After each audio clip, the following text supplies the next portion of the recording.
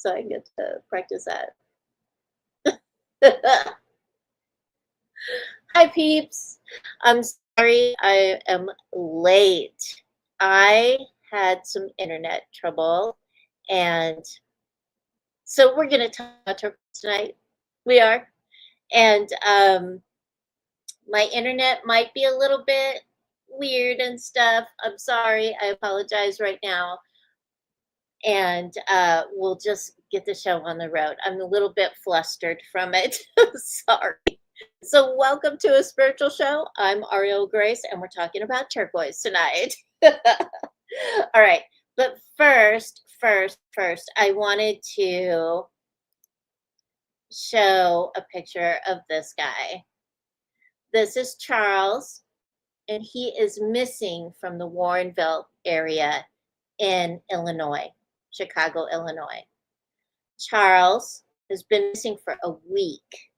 We are looking for him. If you see Charles, you can screenshot this. If you see Charles, please contact Animal Control or Katie. He might be afraid of you. If you get too close to him, he might run away. But he is a very fluffy tuxedo cat. He's very sweet and would love for him to go home. All right. So if you see Charles, please, please let us know. Okay. All right. So tonight we're talking about turquoise. Tomorrow, when I put up the show notes, I'm going to have all of my resources there on the show notes, so you can go check those out. Please go over to my website at aurielgrace.net and sign up for my newsletter. A bunch of newsletter people, thank you so much for signing up. The newsletter will go out next week, probably Tuesday or Wednesday. All right? Okay, so I'm going to put Charles's poster up at the end of the show. You're probably like, Ariel, where the heck were you? Well, sometimes the internet is no bueno, right? It just acts up. And so tonight was one of those nights. Yes, it was. All right. So we're talking turquoise tonight. We are. All right. So turquoise comes from all over the world. And I'll show you a piece of turquoise that comes from Australia. Here we go. There it is. This is a picture I took from one of my books. I'm going to show you the book in a minute. But this is a piece of turquoise from Australia. And remember, turquoise is a little waxy. That's one of the ways that you can tell that it is really turquoise. And it comes in a variety of blue colors. All right. And I want to show you this because a lot of people just think that turquoise comes from the United States, Four Corners area. It doesn't. It comes from all over the world. It's been mined for all over the world for about 6,000 years, 6,000 BC. Okay. So the name turquoise comes from the 13th century French expression Pierre Torx, meaning Turkish stone. Turquoise was introduced to Europe via the Turkish traders on the Silk Road, leading to its association with Turkey and ultimately its name. The oldest known mines are in the Middle East. The Muslim country, Persia, or modern-day Iran used turquoise for jewelry, and they inlaid it in furniture, in wooden bowls. They did floors, mosaic floors, and walls. The use of turquoise spread from the Middle East to India, where it is used in a very sacred area, the Taj Mahal. All right. So turquoise is used in Central America. The Aztecs used it to create sacred objects. They made masks and ceremonial knives. The Anasazi of Chaco Canyon, New Mexico, they traded turquoise. Okay. And they created art. The Pueblo, Navajo, and Apache tribes used turquoise in jewelry and sacred objects. China, turquoise is used to carve statues, and it is also used with jewelry as well. Okay. All right. So I decided, since there's so many, so many countries that have turquoise, to focus on the United States tonight. And so I have pictures of different types of turquoise from the mines in the Four Corners area. I do. So the geography for, or the location for the mines is in the southwestern United States, and it has many characteristics. Okay. One of the cool things about turquoise is that some turquoise have matrix, and matrix are those black veins that you see going through, black, brown, reddish brown. That's all matrix, and it's from different minerals, copper mostly. And so you'll see those. I love turquoise that has matrix in it. I want it that matrix thick and just lovely because of the contrast between blue and the darker colors. It just looks so beautiful.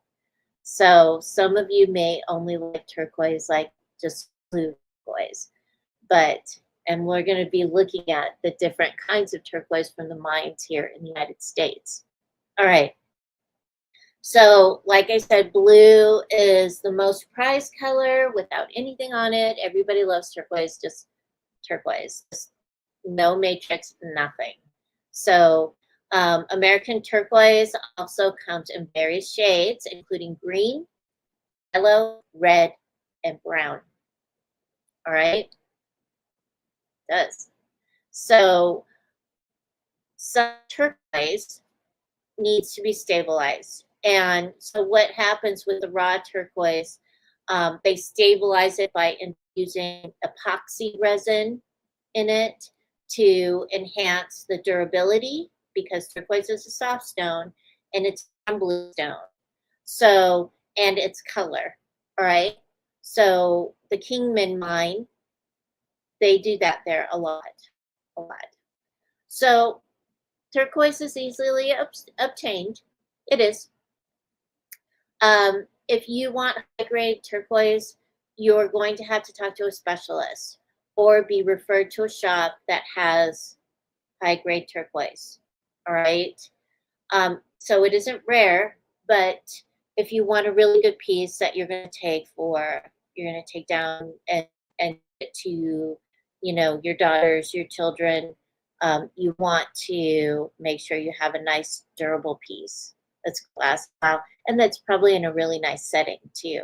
And in the Four Corners region, there are some beautiful settings for turquoise. All right. So one of the things that I do want to talk about is that turquoise is there is a lot of fake turquoise. There is. All right. So one of the ways that people fake turquoise is they take howlite, which is a porous, soft stone. It's like a creamy white. It's really beautiful, and it has a little bit of gray matrix going through it. So what happens is there are these people that will dye it, and it is actually really pretty, and some people will say this is dyed howlite, and it's a turquoise color. Some people will not. And you want to make sure, because one, if you're really looking for a nice piece of turquoise, you end up buying howlite, you're going to be upset when you get home and you accidentally drop that piece, especially if it's beads and that breaks, and you see that it is howlite. So you want to make sure that it's really turquoise, that it's not dyed. And one of the things that you can do with a piece of halite is just take your fingernail and gently rub it up and down the stone to see if it turns white. If it turns white, it's dyed. All right. All right. So that's one of the ways. Now, another way is they'll take that howlite, they'll dye it, and then they will take a pencil or a pen, some kind of ink, and they'll make like these really fine lines that look like really light matrix. So what you can do with that is you can take a Q-tip and put it in acetone and just rub very lightly over the turquoise, and you will see the matrix disappear, because guess what? That's not real turquoise. All right. So that's another way. All right. So the next way to tell too, especially if you're going to buy like a bracelet or a necklace in settings, is really look at the turquoise. All right. Some people just get really excited because they're like, "Oh my God, this is so pretty. It's blue and it has like a little bit of matrix or a little bit of copper in there. Oh my gosh, it's so cool." Take the necklace or earrings or bracelet and lay it flat and really look at the pattern of the turquoise. Because if there is a repeat pattern all along your beautiful necklace, that means that it's plastic. It might be really nice plastic, but it's plastic. Okay. Also, it's not going to be as heavy as it needs to be. Especially if it's a big necklace, you know, and it's all set in a really pretty setting and all that stuff. Look for the patterns. Look for the patterns in it, because turquoise will not be the same pattern over and over again. It won't. So you want to make sure that when you spend, good money on something, that you're actually buying a really nice piece. Okay. So those are things to look for while buying turquoise. So to make sure that you're getting what you're out to looking for. All right. I've seen too many people be bummed out because they got home and they wore their turquoise necklace and the dye came off on their clothing, or they didn't take the necklace off when they were showering and they turned blue. Because it happens. Okay. All right. Again, so turquoise is a really soft stone. On the Mohs, it's a 5 or 6, and so 0 being talcum powder, 10 being diamond. It's a soft stone. So when you store turquoise, make sure to wrap it up or put it back in its box so that it isn't being knocked around and that you don't want it to break. You don't want it to chip,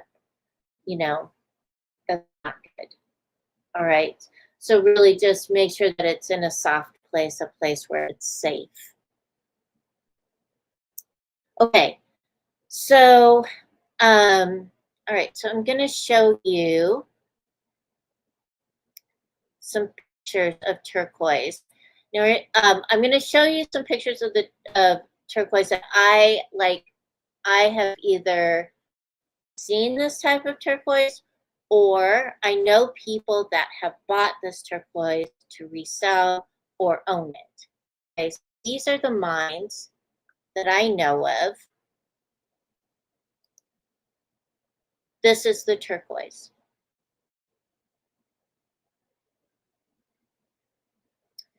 Okay, so in Arizona, there is the Kingman mine and the Bisbee mine.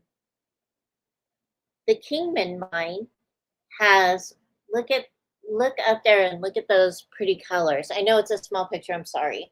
But um, the Kingman mine has beautiful turquoise. It has green all the way to blue. It has brown in it. It has matrix in it. It has copper in it. It's really pretty. And it, when you see it, you know that it is from a specific place.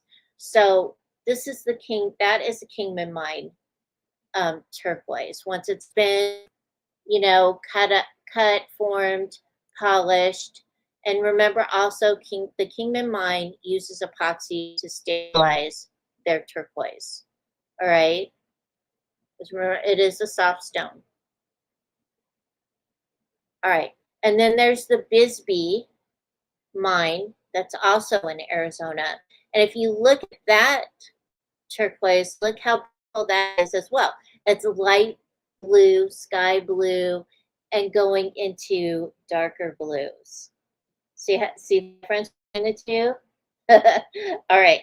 So turquoise, this turquoise, a lot of people like the Bisbee turquoise more than the Kingman, only because that is what they're used to, like commercials or in magazines.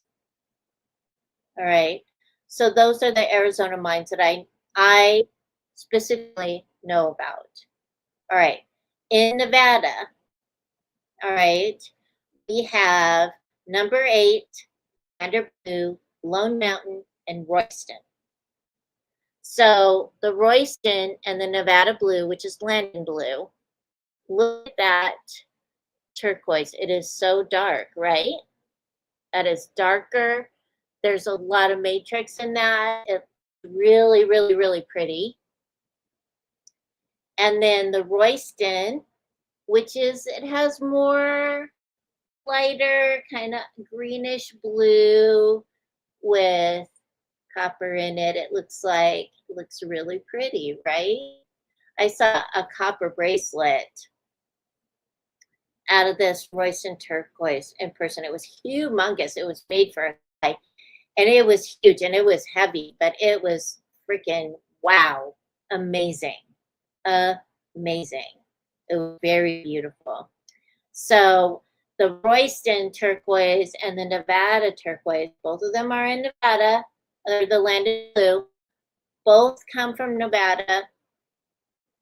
Look at the differences between the two of them. Is that amazing or what? And then we have Manassas, Colorado, which is my favorite turquoise, and that is more green with copper in it. It is so beautiful. So beautiful. So those, and then that big piece of rough is from the Cerrillos mine in New Mexico. The Cerrillos mines are the oldest mines that we know of. And the blue, and look at how beautiful that blue is. So the oldest sources of turquoise in the United States are located in New Mexico and the Cerrillos mines. So they're so different. And I didn't know if you guys knew that they were so different. The turquoise is so different. So when you go shopping for turquoise, you already know that it's different. If you want to, you can Google turquoise mines in the Southwest, and there are a ton of mines. There's a ton of them. And you can choose, you can choose the mines, them closed, like the Sleeping Beauty mine, the Sleeping Beauty turquoise, that mine closed. I'm pretty sure they still have specimen, but that mine is closed. I don't think they're going to be opening it again. What I heard was that it wasn't stable to go in there. So if you're going to go mining, here's the deal.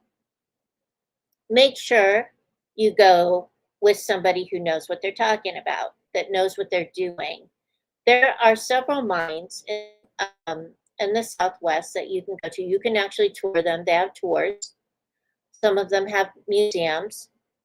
There's one in Colorado. It has a museum, and I think you can take a tour through the mine as well. So make sure you do something like, because the reason why mines get closed is because they're not stable anymore. They're not safe. So if you're going to go mining, make sure you go with somebody, like go on a tour. And that way you stay safe, and they put little helmets on you, and make sure you wear a sweater because it's cold in mines. It gets cold in the mines. You can really tell the difference in there. All right. So if you're planning on an adventure like that, stay safe. Safety first. All right. So the Native Americans believe that turquoise is a sacred object. It's a sacred stone. It represents a lot for them. I remember we went to Bandelier Park. Yeah, it was about 30 years ago. It was when Santa Fe was just lovely. And I'm not saying Santa Fe isn't lovely now, but it was lovelier back then. But when we were on a tour at Bandelier, and there was turquoise all over the ground. There were other stones too. It was just all over the ground, little pieces of turquoise. And our guide told us, said, do not pick up anything from here. Do not pick up the turquoise. Don't pick up any of the stones, not the pine cones. Just leave everything alone, right? And so as we're walking through Bandelier, you could just look down and see turquoise everywhere. It was like they're just like little tiny pieces, but it was really cool to just walk past it. And because Bandelier Park National Park it's an archaeology site. So turquoise is like one of the most beautiful, wonderful things to the Native Americans. All right. So I've looked up some folklore here. I'll put in my 2 cents as we go along. All right. So the Navajo Indians, their legend says that a female goddess, and I have her name, I cannot say it, and I'm not going to murder it. So we're just going to leave it there. You can see it in the show notes when you look.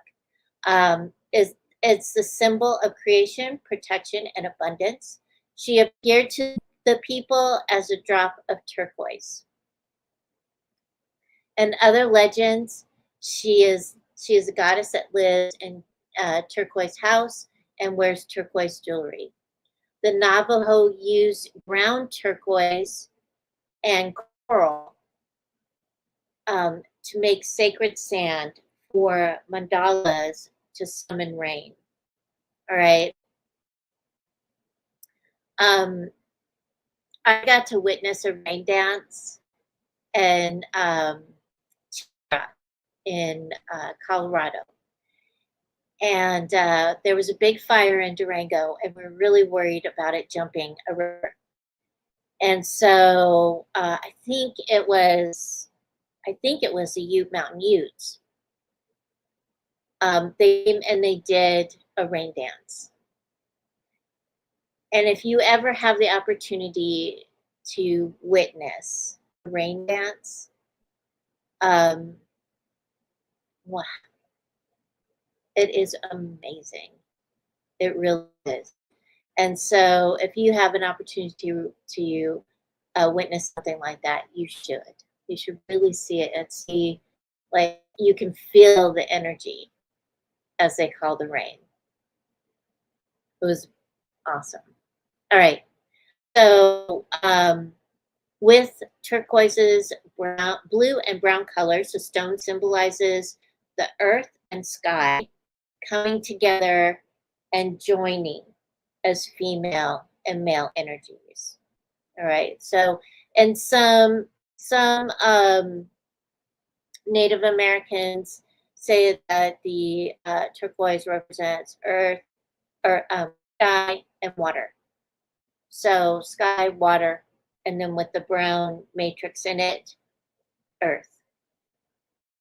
Right. So the Apaches prize turquoise for its protective properties. They carve amulets, beads, pendants, and fetishes. Um, the medicine men are required to carry turquoise with them at all times. And it is believed that you can find the Apache believe that you can find turquoise at the end of a rainbow after a rainstorm. So if you find the end of the rainbow after a rainstorm in the soft dirt, the turquoise you'll be able to get the turquoise will come up. I think that's cool. All right. So turquoise is used in shield making, weapons, and pearls for the warriors going into battle. The virtue is thought to give them tranquility and promote wisdom for strategy. All right. So that they wouldn't go in all headstrong and stuff. They would be strategic how they were going to get. Turquoise helped them with that. All right.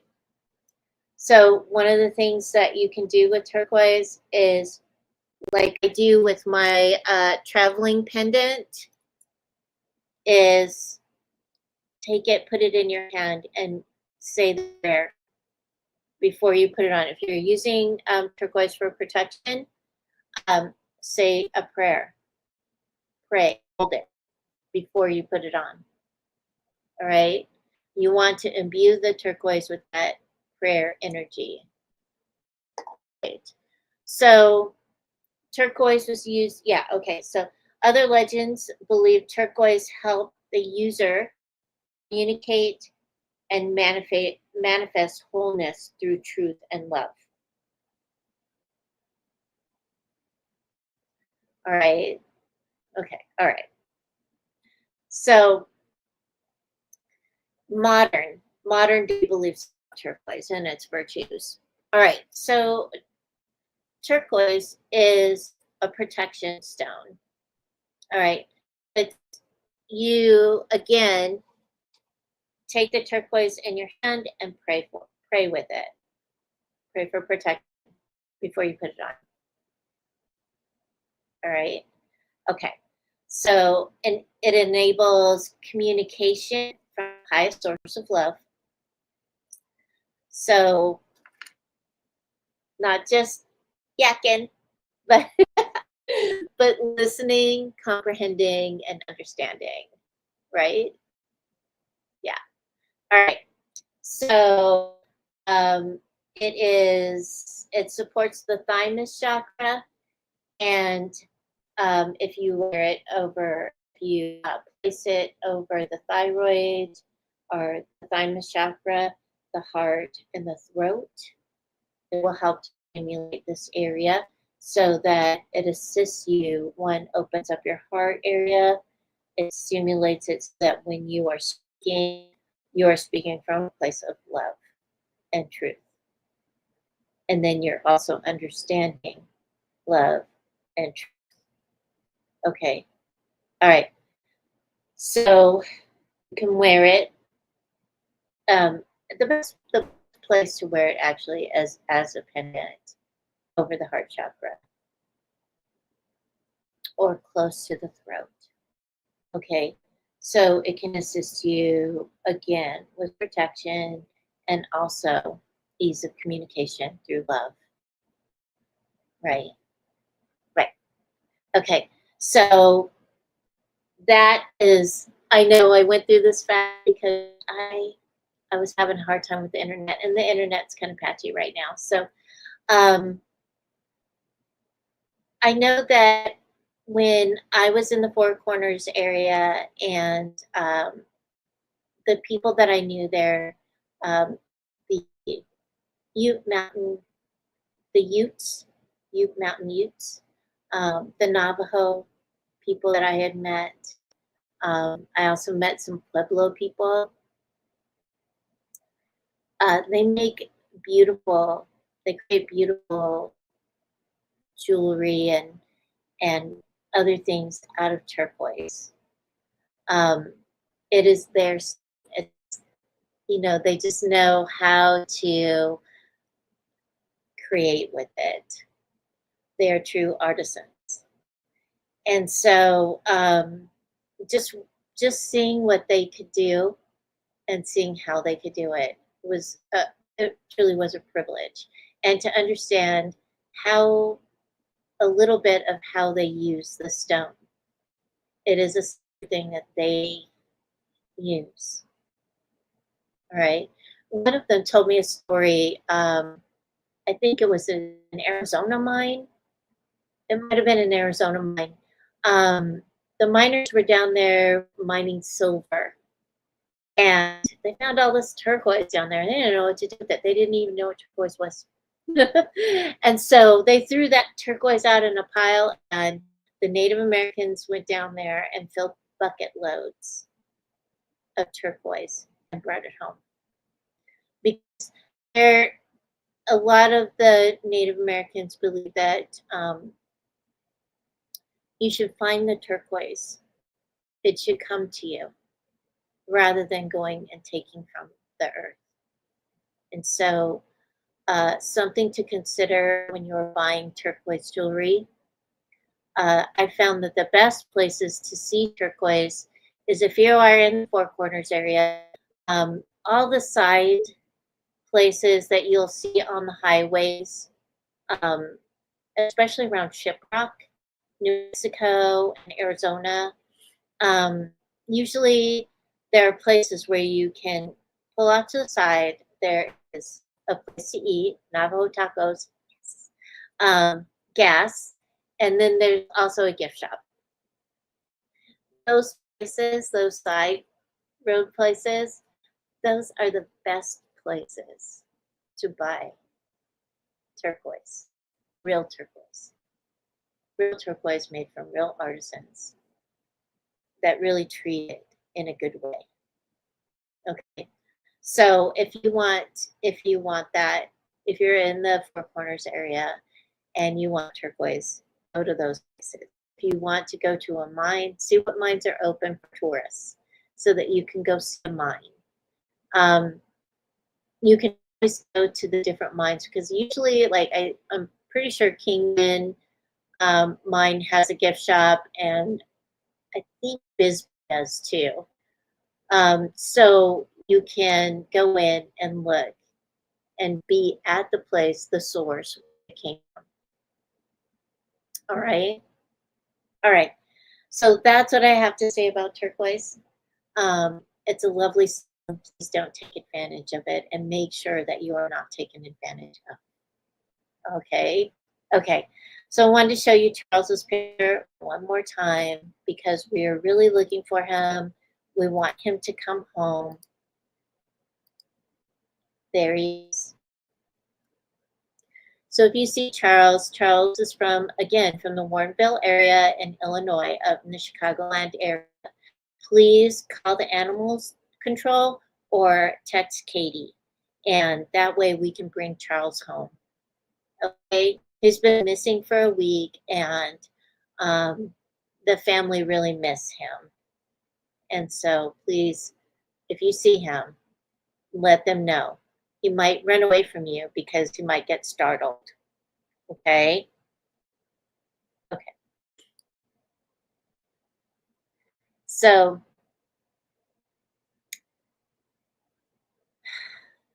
I have a couple to say before I end the live. And there is concern about, there's a lot of fear going on here in the United States. And that's why I always ask to stay safe, be present. And remember that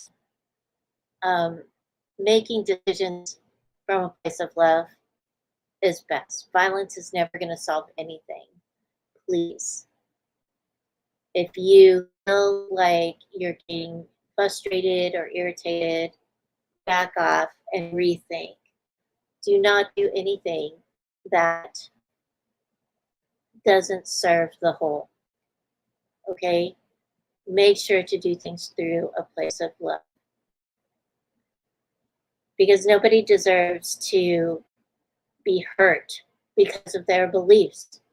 The reason the United States was formed is because people had to come here because they believed a different way. This is a place of freedom. And we need to really honor that freedom. So if you hear or know of anybody who is like angry, frustrated, upset, talk to them. See if you can talk to them about what they're angry or upset about, frustrated with, and see if there is a better strategy than using violence. Violence will not serve anything. It doesn't serve.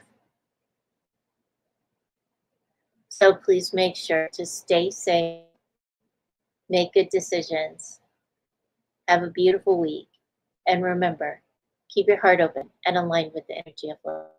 See you next time. Bye.